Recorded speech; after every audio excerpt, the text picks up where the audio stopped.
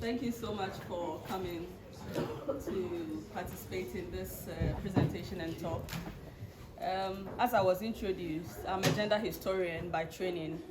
I teach in the Kwame Nkrumah University of Science and Technology, which is in Ghana, West Africa.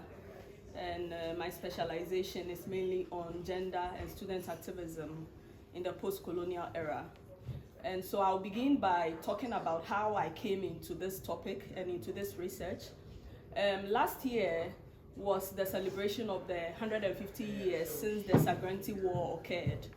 And so there was a celebration and I was invited to serve on the panel.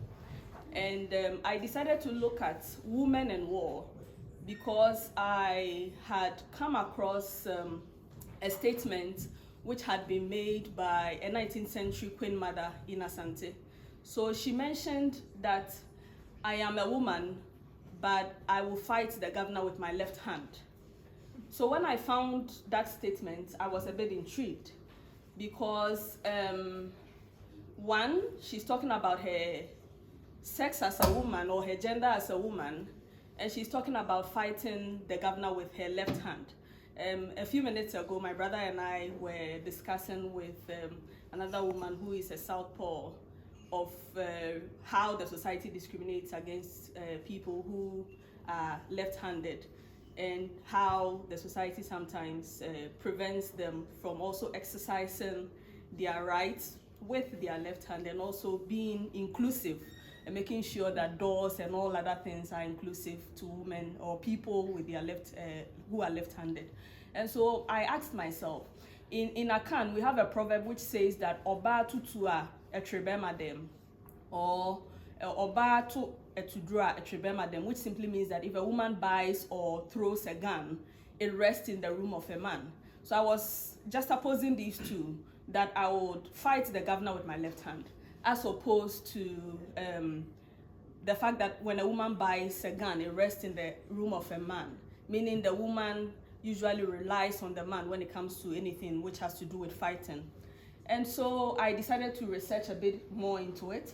So that is when I came across this diary, which was written by Ramsia and then Kuni. So these two are European missionaries who were in a small town within the Gold Coast, and they were caught in the middle of a war which the Asante and the Kwame engaged with the Kripe people. And after the Asante defeated the Kripe people, as part of the captives and then the looting which they did, they took these missionaries as captives with them back to Asante. And so from 1969 when the war occurred, and then 1869 when the war occurred, and then 1874 when they were released, was a period where Asante and then the British as well as the Dutch were trying to negotiate for their release. And there was also a period when the Dutch were trying to hand over their forts to the British before leaving the Gold Coast. And so I found this statement to be very profound. And so I decided to engage in the research to find out more about what do women contribute to war. You would find it very interesting that in the colonial archives, there are the general mention of women, but you won't find a lot of instances where women are mentioned. And particularly in the case of war, which is considered to be a male initiative and a male activity, you won't really find the mention of women. So I went through this diary, which has been published by Ramsia, to look at how are women represented in his diary. And you would find that he mentions to a very large extent that within the Asante court, women were very important. Women engaged in a lot of the diplomatic correspondence between the British at the time and then the Asante. And as an Asante Hema, she served as a co-ruler to the Asante Hene.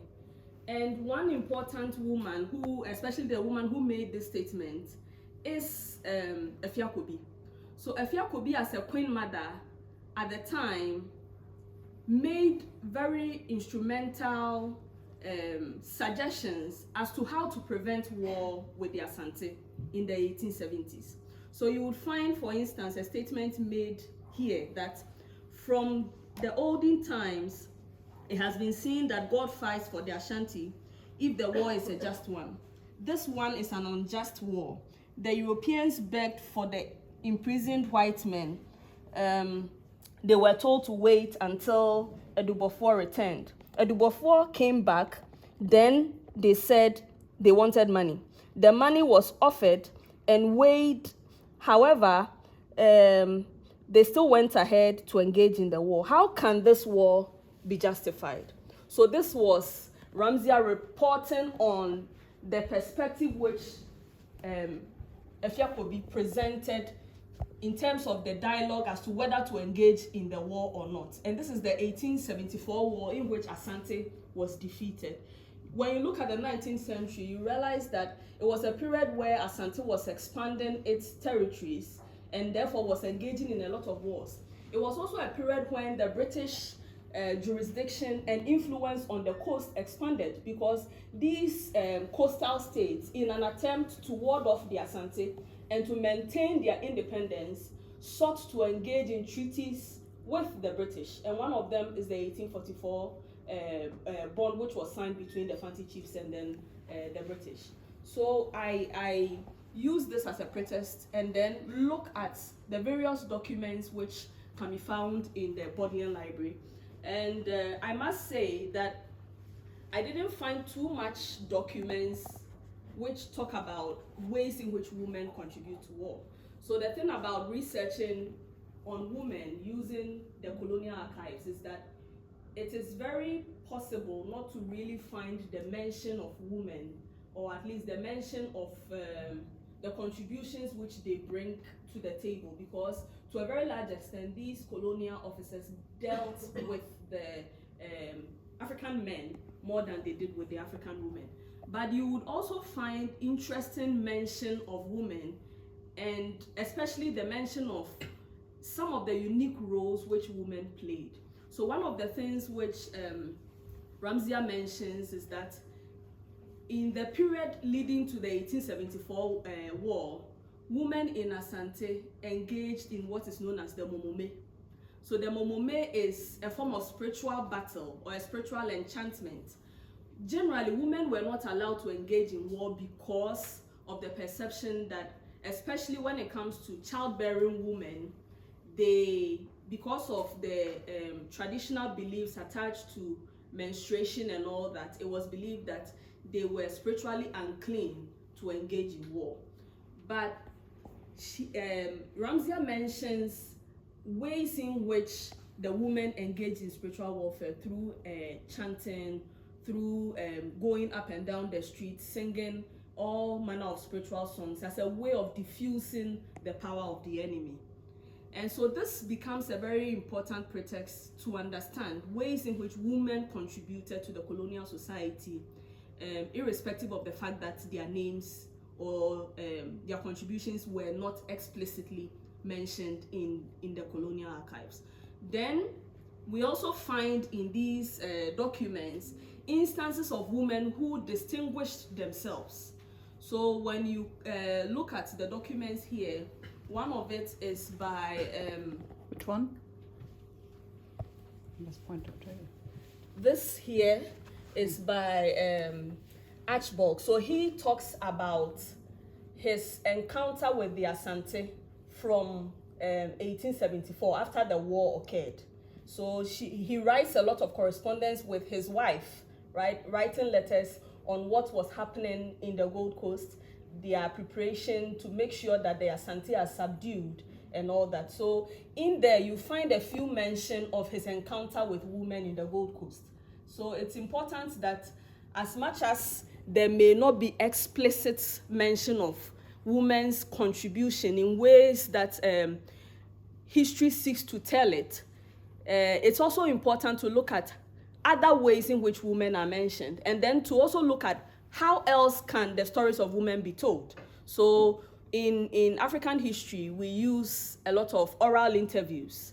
We use a lot of proverbs, like I mentioned at the beginning, that the proverb which says that Obatutua etrebemadem. This is a very important proverb which will cause you as a historian to look into why would the society say that if a woman buys a gun, it rests in the room of a man. Does it mean that the woman cannot fight? Or what are some of the hindrances which prevent women from fighting? What are the roles that the women play in war? And that is what I sought to do in this research. And then I have as well other published books which are based on Yasantua. So Yasantua presents a very unique story when it comes to women and war in Asante. So she fought or advocated for the last struggle against the British, which led to the colonization of Asante. So by the close of the 19th century, Asante's power had been diffused because a lot of its territories had been put under colonial power. Some had already gone in support of or gone under the Gold Coast in terms of colonization. So the men at this time had given up when it comes to fighting for their independence. And Yasantua rose at this period to advocate that as a proud people, or a proud people as the Asante considered themselves, it was very important for them to maintain their independence. And in order for them to do that, they cannot give up the golden stool, because the governor at the time, that is Governor Hudson, had advocated for the golden stool to be handed over to the British, for him to sit on behalf of the Queen. And so Yasantua comes in at a very crucial period to advocate that it's still important for them to rise and fight. Obviously, they fought and lost, but this is also very important in terms of African history and the fight against colonialism. So you will find several of these documents talking about the process in which war went through within the 19th century. And I mean, I have a few pictures here, which are mostly soldiers who contributed to the First World War and the Second World War.